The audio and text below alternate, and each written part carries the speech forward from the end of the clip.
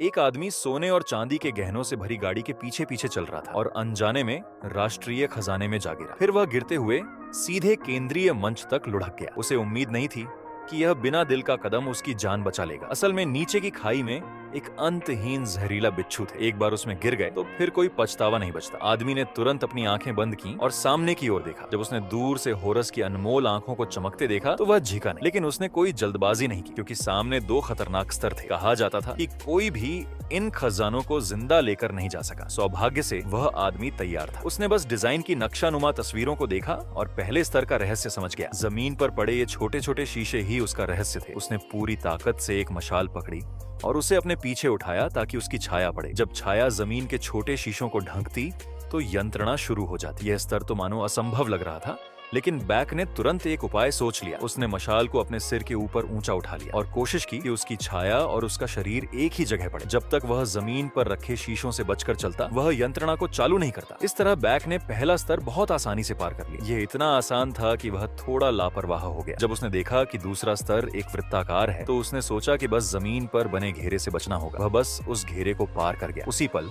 उसके पीछे का घेरा धंसने लगा। जब बैक को समझ आया तब तक बहुत देर हो चुकी थी। उसने देखा कि दोनों तरफ के शीशे घूमने लगे। अब वे बैक पर हमला करने लगे। बैक को अपनी फुर्ती का इस्तेमाल करना पड़ा ताकि वह हर तरह के खतरनाक हमलों से बच सके। जैसे ही एक धारदार ब्लेड उसकी गर्दन को छूने ही वाला था। सौभाग्य से वह दूसरे स्तर के अंत तक पहुंच चुका था। जब यंत्रणा रुकी तो वह किसी तरह बच गया, लेकिन उसकी किस्मत यहीं खत्म नहीं हुई। अब एक और बड़ी समस्या सामने थी, क्योंकि डिजाइन के नक्शे में तीसरे स्तर का कोई जिक्र नहीं था। इससे बैक एक पल के लिए उलझन में पड़ गया, लेकिन खजाना उसके सामने था। उसने जोखिम लेने का फैसला किया, लेकिन जैसे ही उसने तीसरे स्तर पर कदम रखा, उसके पैरों के नीचे की ईंटें गिरने लगी। अब बस एक ही रास्ता था, जान बचाकर दौड़ना और ईंटों से तेज दौड़ना। आखिरी क्षण में वह छलांग लगाकर होरस की आंख अपने हाथ में ले सका। गिरने की आवाज ने तुरंत एक अंतहीन हमला शुरू कर दिया, लेकिन सौभाग्य से होरस की आंख ने एक तेज रोशनी छोड़ी। डरे हुए बिच्छू पास आने की हिम्मत नहीं कर सके। इस तरह बैक खतरे से बच गया और अंततः खजाने को चुरा लिया।